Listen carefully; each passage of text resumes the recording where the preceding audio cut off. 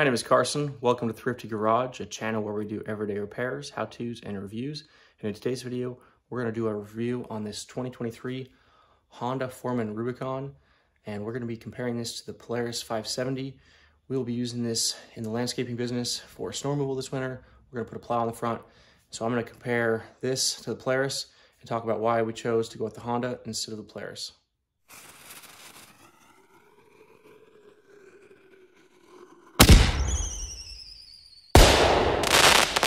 So right off the bat, the pricing on the two were nearly identical. We're in the high $9,000 range, low 10s, depending on what iteration you go with. The Polaris, we're looking at the 570. This is the Honda Foreman 520, and the Honda Foreman has several different iterations. And this is the Foreman Rubicon, which comes with some extra features. If I were to spec one out, I probably would have just gone with the standard Foreman. But the dealership had either this one with the DCT and the low range, or we had a non-low range manual shift transmission. So two options. Ended up going with the low range option, so we can load and unload. And if we need the low range to push, we've got that option. But that brings us probably to one of the biggest talking points with this over the Polaris. Is the Polaris Sportsman 570 has a CVT transmission, and this has a dual clutch transmission. They call it their DCT, I believe it is, dual clutch transmission. And it's a little bit different. This has changed over the years, and I think they've really kind of improved. You used to have to pull the parking brake on this and this lever in order to engage the reverse, and now you just pull this red lever and put down. It's actually super easy to go in reverse. But anyways, transmissions with the Polaris and this, the transmission, in fact, when I bought this one, left the door, the salesman said, you know, it's a good thing you're buying this instead of the Polaris, because the Polaris, you know, this is going to be way more bulletproof than the Polaris as far as the transmission holding up to the abuse from pushing snow. He said, you know, regardless what you do, putting the Polaris in low range, different things like that, you're still going to heat up and cause additional wear to the belt. And I know that the belts, I've read a lot of forums, the belts are so much better than they used to be, and they perform so much better. So that was a huge win for the Honda, is going with the standard transmission. A lot of people say these Hondas are very noisy, and the Polaris is quieter than these. And I will say my initial experience, this thing has very low hours on it. I think it's got like a mile on it. And just riding it around the shop here, it 1 mile, 0.4 hours. 0.9 hours. We got 99 miles till service, and we got 20 hours till service. But people say the Honda is pretty noisy. The valves make noise, the transmission makes noise, and shifting the transmission, you definitely feel it kind of like a car. You know, for a machine like this to start having a transmission like a car, it's going to be like the early automatic transmission. So it's got a little bit of a clunk when it shifts gears, and you can definitely tell and feel it, but you'd feel the same thing with manual transmission. Whereas a CVT, it's going to just be flawless through the speeds because of the way those are designed. Back to talking points on this versus the Polaris. The Polaris had some really cool front storage up here, plastic storage. The whole front pivoted forward, but the whole thing was plastic, and I just wasn't a fan. The Foreman Rubicon, I think this model came out in 2020. It came with a little bit wimpier bar. In fact, it's pretty much the same bar, and they've just added this little top plate over top of here, and that is super nice. Really more rugged than the Sportsman, in my opinion. We do still have a couple little cubby holes in here, but the storage is nothing in comparison to the Sportsman. So if that's what you're looking for, this is probably not the right machine for you. I know, again, some of the early iterations of this with the new transmission, this used to be your four-wheel drive shift lever or something like that, but they had a little cubby here, and they've got the cubby here. But the Sportsman has a lot bigger storage options. I wouldn't say this is necessarily a pro, but the Rancher does come with the independent rear suspension. So we've got the IRS, and instead of a solid axle here, so this does have a limited slip in it. And again, we have low range, and we have the diff lock. So I'm not sure all the features on the Polaris as far as that goes. Again, kind of looking apples to apples and started leaning towards the Honda. And I still think there's some pros to the Polaris. My cousin rides a lot of ATVs and stuff like that, and is kind of in that scene. And, you know, he says there's going to be a lot more aftermarket support for the Sportsman, and I would probably agree with that. One other thing, and I don't know if the Polaris offers this, that really was a huge win for me, and I ordered it, and it's only like $110 from the dealership. But right here on the back end, I believe it's the transmission here, you can bolt up a recoil starter. So you can put a pull string starter right here, working out in the cold and winter, having a backup way to start when the battery dies or is struggling because it's cold. That's a huge win for me, and I didn't even know they made that as an option in these newer machines. I'm pretty old school. I honestly would have gone with a manual transmission, a manual gear shift for four-wheel drive. I wish it was a manual. You know, all this electronic stuff is just opportunities to fail. And the more manual stuff you have, the better. Speaking of manual, we've got this little thing back here, and it comes with a tool. And this tool is actually for your transmission in the event that your electronic shift fails. And then you can manually shift it. So you have to go up in here and somehow, somewhere up in there, get on the transmission shifter and shift manually to get off the trail. So Honda knows it's potentially a problem having the dual shift, but this is part of the reason we bought a new machine, is because we don't want to be dealing with those issues in the immediate future. And once this machine starts to have those issues, we'll retire it from snow removal, replace it with a new one. You know, we've got other options at that point in time, but starting with a new machine, we're going to eliminate a lot of those options.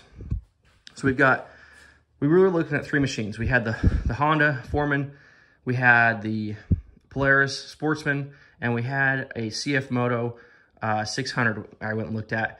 And the CF Moto 600 is actually pretty appealing because it's about $2,000 less for the initial purchase price, and it comes with a winch. And they quoted me about $700 to put on a plow. So for under $9,000, I could have been all set up and ready to go. Whereas again, this machine is closer to $10,000. And then we're gonna have to add a winch and add a snowplow. That's about $1,500 in parts, plus either I install it or we have to pay for the labor to install that. So really this is a, you know, $2,000 or $3,000 more machine than the CF Moto. But I just feel like, again, the reliability of Honda was better. Now let's talk kind of the other elephant in the room with these machines. This is a 520, the Polaris is a 570, and the horsepower output is significantly different. I want to say the horsepower on this is something like 27 horsepower, and the horsepower on the Polaris 570 is like 44 horsepower. So it's a lot zippier. The initial salesperson I talked to, I can't remember how she said it. She said something about Honda reliability, and then she said something about the Sportsman just being like a quicker, more fun, fast-paced machine. I think she even used the word it's more rugged, but to me, durable and rugged are pretty go hand in hand. Let's talk about maintenance real quick. So when I went to go to the finance guy's room and do all the paperwork and documents and all that stuff, he's like, hey, do you want to buy the extended warranty? This comes with a 6-month warranty. And that was a little bit surprising to me. The salesperson I worked with said that the Polaris and the Honda both had a 1-year warranty. When I talked to CF Moto, it had a 1-year warranty. So I was a little bit disappointed to hear it only had a 6-month warranty. But honestly, that'll get us through the first winter. That's all that really matters. And then he offered a maintenance plan. And I want to say it was about $1,500 for like a 3-year maintenance plan. And this machine has you saw on the dash there, 20-hour service that they want you to do. And then after that, it's every 100 hours. And they want you to inspect and adjust the valves as part of that. And again, talking to the salesperson after I signed the documents and transferred the title and all that stuff, he said, yeah, usually on these Hondas, first valve adjustment, you know, it might be in spec, might be out of spec. And basically once you get it in spec in that first inspection, usually you're pretty good for the, you know, I don't want to say for the life, but for probably more than that next 100 hours. So my goal will probably be to run it 20 hours. We'll do an oil change, a service on it. And then we'll do, I'll probably take it into the dealership and either learn how to do the valve adjustment. I've always done that on my garage is a mess here. My old 2006 CRF 450, I used to do the valve adjustment on that. It's not super difficult. I need to get some more shims for that if I decide to do that. But I assume this Honda is pretty much the same way. So might learn to do it myself. Might take it into the dealership and just have them do it and get it within spec. And then hopefully from there, I don't really have any issues with the valves. People said some of the noises that come from these is because of valve adjustments. And it sounds like, you know, if it's like most Hondas I'm used to, I could probably just drive it for the next 5 years and never touch it maintenance-wise and it'd probably be fine. Now, I'm not going to do that, but that's why I bought a Honda, is because it's going to be durable and rugged, and it's going to not need a ton of love and care. You can see it's already covered in dust. We got scratches all over it already. We got kids climbing all over it. This was not bought to be a pavement princess. This is a workhorse. It's going to be used in the snow and the salt, and justified it through work, and that's what its main purpose is going to be, is for work. And it's kind of weird to be in a place where we're able to buy a machine like this to do snow removal.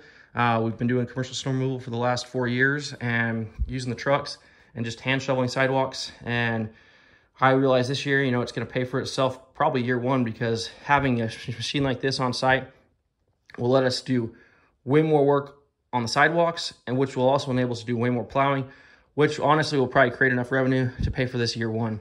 We'll see how much snow we get this year. We don't get a ton of snow where we're at. I think on average we're 6 or 12 inches a year, but the last 3-4 seasons, we've had enough snow events to where we can usually make some okay money and at least pay for the time and effort that goes into doing that and the sacrifices that come with doing snow removal. I'm trying to think other reasons why we kind of went with this machine.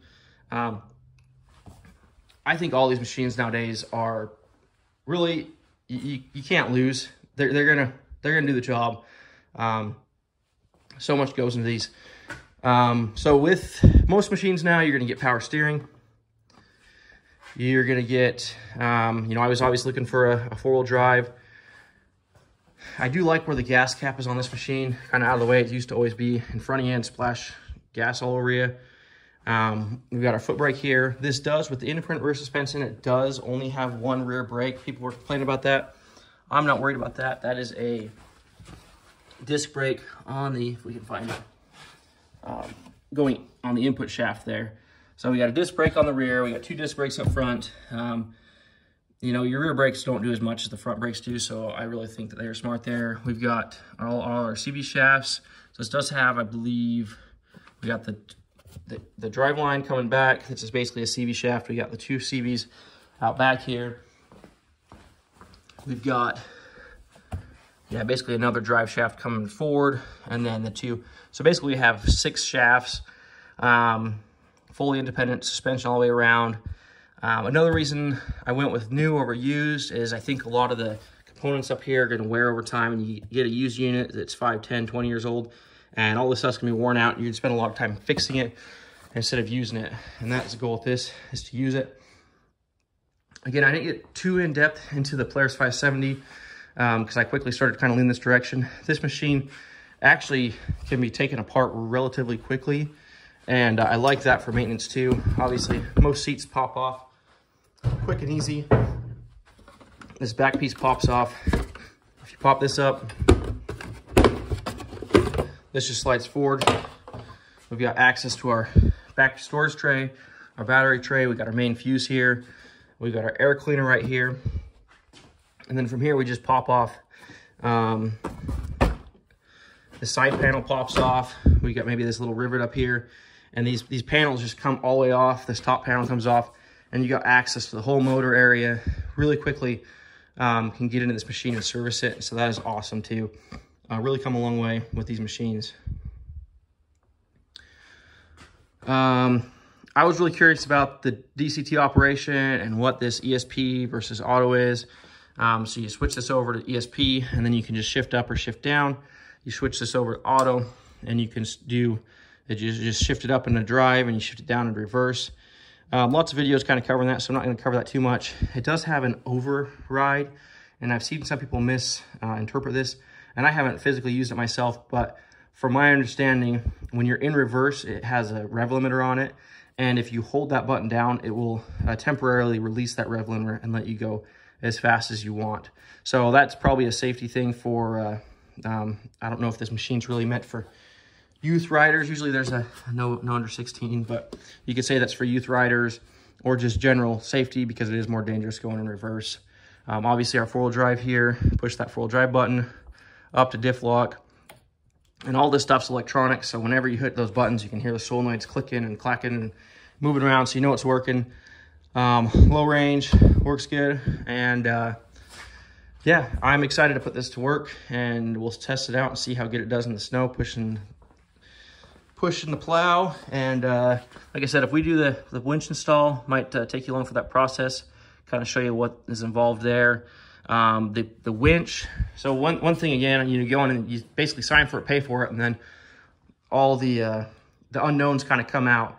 And so with the winch, you know, if I would have gone back to the sales, the parts guy, and said, hey, how much for a winch and the plow kit for the Polaris versus the Honda, he might have told me, hey, it's on back order. We actually went and talked to the plow guy, and he didn't say it was on back order when we first went back there, when we were getting, you know, looking at the sale of this.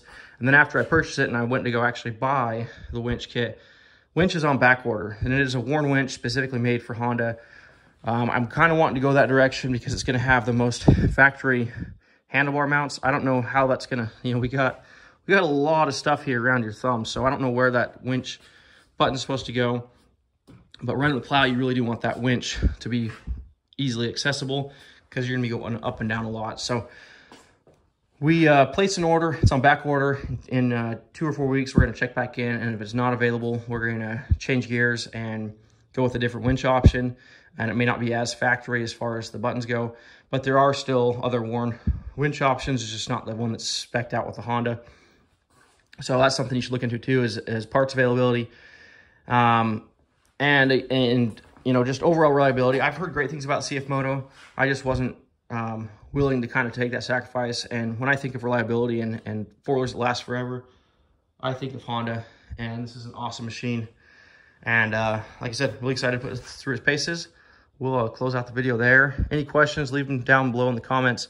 Any feedback people has about using this machine for snow removal, or wants to fix anything that I said, feel free to do so in the comments down below.